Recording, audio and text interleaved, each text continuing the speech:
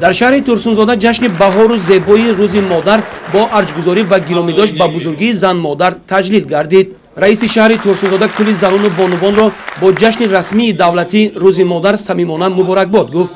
مفصول تاکید داشت که حکومت جمهوری تاجیکستان در دوام سالهای آخر یک قطار سندهای معیاری حقوقی را به تصویب رسانید که همه آنها پیش از همه برای تامین زندگی آسوده و بلند برداشتن مقام و منزلت زن مادر در جامعه نگرانده شده است. او قید نمود که در همه گونه موفقیت‌های شهر ترسونزاده عقل و ذکاوت زنان و دختران منطقه و فعالیت پرثمر ایشان احساس می‌گردد.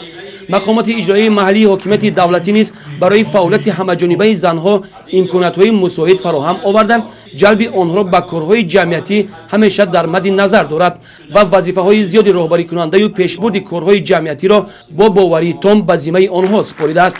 همچنین ضمن برآمدها تاکید گردید که طی سالهای صاحب استقلالی حکومت دولت تاجیکستان در سمت دستگیری زنان و مادران و بلند برداشتن مقام و منزلت آنها تدبیرهای زیادی عملی می‌نماید. محض به شرافت استقلالیت و وحدت ملی مقام بانوان با معرفت و جسارتمند تاجیک در عرصه سیاست، اقتصادیات، فرهنگ، علم و معارف و اجتماعیات استوار گردید. به خاطر احترام و ارجگذاری به زحمت زن مادر به یک قطار زنان فعال و سابقه‌داران مهنت از جانب مقامات اجرایی محلی حاکمیت دولتی شهر ترسونزاده افتخارنامه و تحفه‌های ارزشمند تقدیم کرده شد. در انجام چاره‌بینی خوانندگان مؤسسه‌های تحصیلات میانه عمومی و هنرمندان خانه فرهنگ شهر ترسونزاده برنامه رنگین کنسرتی را پیشنهاد اهل تالار گردانیدند. گزارش خورشید حلیم و فیروز میرزاєв از شهر ترسونزاده برای برنامه اطلاعاتی نوید.